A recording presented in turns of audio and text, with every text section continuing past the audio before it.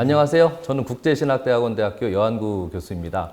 오늘은 제가 JTBC 뉴스의 앵커 브리핑에 나온 그 기사를 분석을 하면서 그 뉴스가 어떻게 우리에게 영향을 줄 수 있는지를 분석을 좀 해보려고 하고 있습니다. 지금 그 JTBC 뉴스 앵커 브리핑의 2014년도부터 그 지금까지 방송된 많은 내용들 가운데서 정치적이고 또 개인을 다루지 않은 내용들을 중심으로 해서 10편을 편집을 했습니다. 그리고 그것을 분석을 해서 어떻게 뉴스가 진행이 되고 있는지, 또 사람들은 그것을 통해서 어떻게 그 시각화하고 또 인지화하는지 그것을 분석을 한 그 내용입니다. 특히 이제 기독교에 대해서 지금 사회적인 분위기는 그렇게 긍정적이지 않고, 또 기독교가 정치라든지 경제라든지 사회에 부정적인 영향을 미치고 있다라고 하는 인식을 가지고 있기 때문에 그것을 통해서 이제 어떻게 우리 사회가 기독교를 왜곡시키고 있는지, 또 어떻게 그 위험 상황을 만들어낼 수 있는지, 또 우리가 선교라든지 다양한 종교 활동에 부정적 영향을 줄 수 있는지를 분석을 해보려고 합니다. 여러분들 갖고 계시는 그 자료집의 152페이지에 보면 제가 이제 조금 더 자세하게 분석을 좀 해놨습니다. 그 JTBC 뉴스의 앵커 브리핑의 보도 형식은 기본적으로 뉴스라고 하는 것이 우리들에게 주는 사실 내용과 또 그것을 전달하는 기자라든지 앵커라든지 여러 사람들이 어떻게 왜곡을 시킬 수 있는지, 또 정치적으로 또 인식적으로 여러 가지의 자신들이 원하는 방식들을 어떻게 반영하는지를 잘 나타내고 있습니다. 뉴스라고 하는 것이 초기에는 사실을 정확하게 보도하는 것에 그쳤지만 종편이 발생을 하고 다양한 뉴스들이 나타나고 있고, 또 SNS를 통해서 개인 미디어 방송들이 나오면서 소위 얘기하는 가짜 뉴스라고 하는 것들이 어떻게 생산이 되고 있는지, 또 그것을 가지고 우리가 어떻게 해석을 하고 반영을 하고 있는지 하는 여러 가지의 혼란이 나타나고 있는 것은 우리가 부인할 수가 없는 사실이죠. 그래서 이제 그런 부분들을 우리가 잘 정리를 해서 이야기를 좀 해보려고 합니다. 제가 사용한 방법은 그 뉴스의 내용들을 가지고서 담화 분석 방법을 사용을 했습니다. 담화 분석이라고 하는 것은 이야기되어진 내용들이 어떤 구조와 어떤 단어들을 사용을 해서 우리를 왜곡시킬 수 있는지, 또 전달하는 사람은 그것을 어떤 방식으로 자기가 원하는 내용과 자기가 원하는 방식으로 재해석을 할 수 있는지를 분석한 내용입니다. 오늘 제가 뭐 여러 가지 있지만 152쪽에 보면 침묵의 경배라고 하는 2014년도 12월 14일에 방송된 내용을 텍스트 분석을 해서 여러분들과 같이 좀 살펴보려고 합니다. 여러분들이 잘 아시는 것처럼 JTBC 앵커 브리핑은 손석희 씨가 진행을 하고 있는 내용입니다. 손석희 씨라고 하는 것은 보다 정확하고 또 정교하고 또 냉철한 이미지를 가지고 있고, 사실 뉴스를 보도한다라고 하는 이미지를 사람들이 갖고 있기 때문에 그분이 하는 이야기를 일반적으로 수용 없이 가감 없이 받아들이려고 하는 경향이 있기 때문에 그것을 이제 분석을 하면서 이야기를 좀 같이 하려고 합니다. 신묵의 경배라고 되어 있는 2014년도 12월 14일에 이야기를 보도 내용을 분석을 해보면 전체적으로 9개의 단락으로 구분을 할 수 있습니다.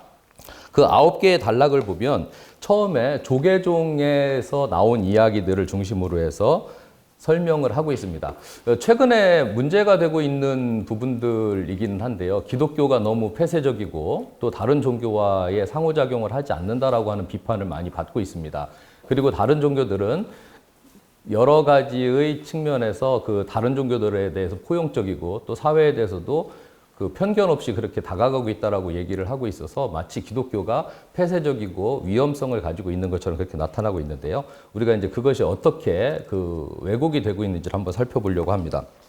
자, 침묵의 경배라고 하는 이 내용을 보면 성탄절을 대비하는 종교인의 모습을 다양하게 나타나고 있습니다. 기독교인 자체를 얘기를 하는 것이 아니라 불교와 타 종교의 사람들이 기독교를 어떻게 바라보는지를 하고 있는데요. 이웃 종교에서 성탄절 트리를 설치를 하고 또 그것을 가지고 기독교의 예수님의 탄생을 축하하는 그런 메시지들을 전하는 것을 이야기를 하고 있습니다. 그 이야기를 3개로 단락을 지어보면 첫 번째는 성탄 트리와 관련된 종교 간의 교류를 이야기하고 있고요.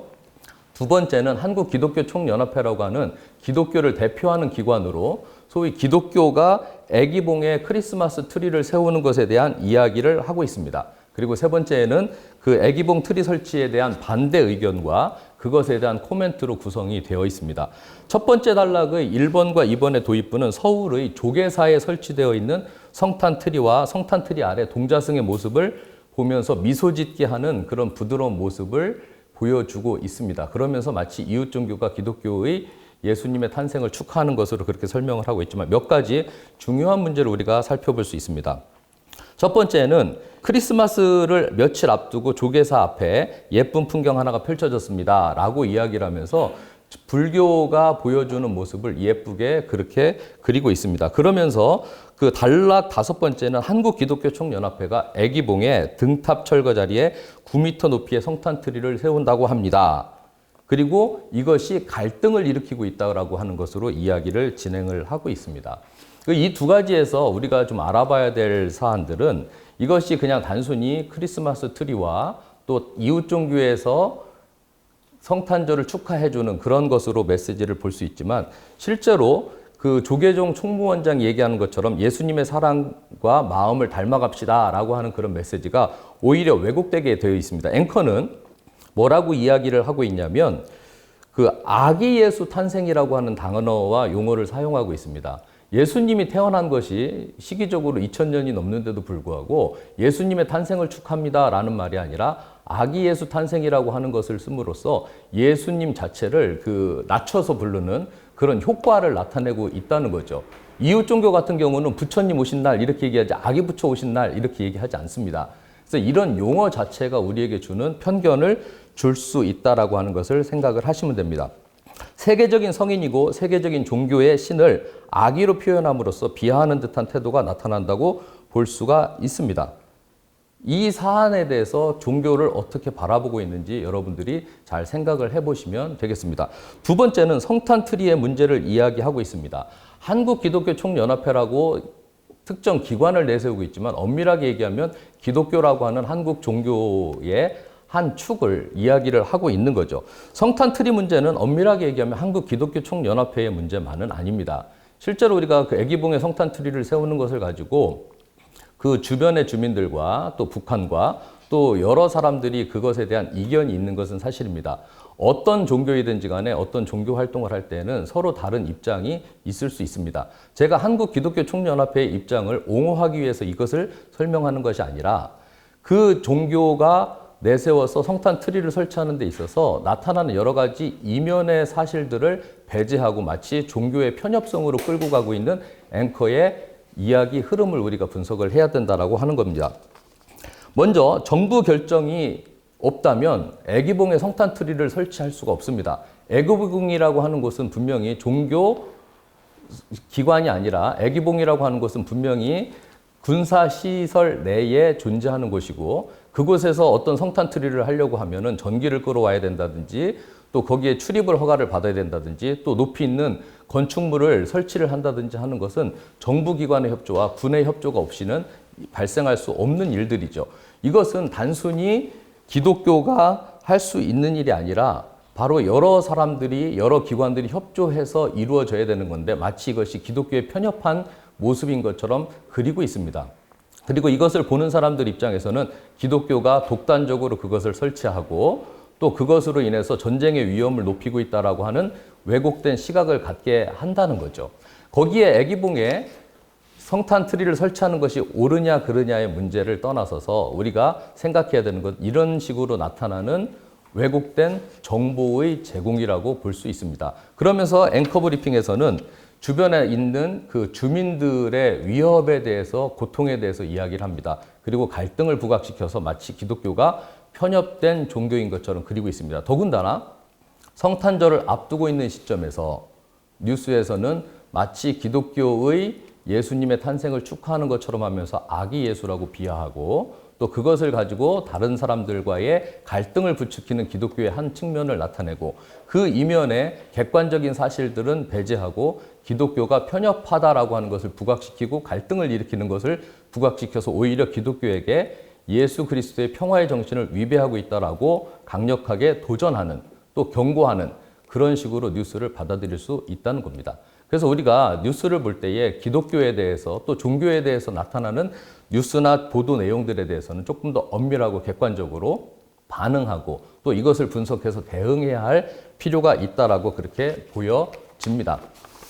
간단하게 살펴봤지만 이런 것과 관련해서 나타나는 여러 가지의 뉴스 내용들이 있다는 것을 여러분들이 좀 같이 살펴보셨으면 좋겠습니다. 연구 결과를 정리를 해보면 분석한 담화 텍스트는 주요 사건이나 뉴스와의 근접성, 감성적이고 연상적인 유사 자료를 조합하고 있는 것으로 나타나고 있습니다. 담화 분석을 통해서 앵커는 사실 자체보다는 특정 반응이나 효과를 유발할 수 있는 담론을 전개하고 있습니다. 담화의 구조적 분석과 내용 탐색을 통해서 텍스트의 구조, 행위의 속성, 변증 방법, 매개 자격 등을 분석하였고 각각의 하위 담화와 정체성을 통해 의도를 파악하고 분석하려고 했습니다. 이에 대한 앵커 브리핑 담화 분석의 결과는 다음과 같습니다. 첫째는 앵커 브리핑은 특정 사건에 국한되거나 정보 전달의 뉴스 단위를 넘어서서 여러 개의 정보를 조합하여 새로운 개념을 제시하고 있다는 겁니다. 둘째는 앵커 브리핑의 방식은 은유적 담론이 강조되어서 뉴스 보도의 언론사나 앵커의 개인적인 철학과 견해를 반영하고 있다는 겁니다.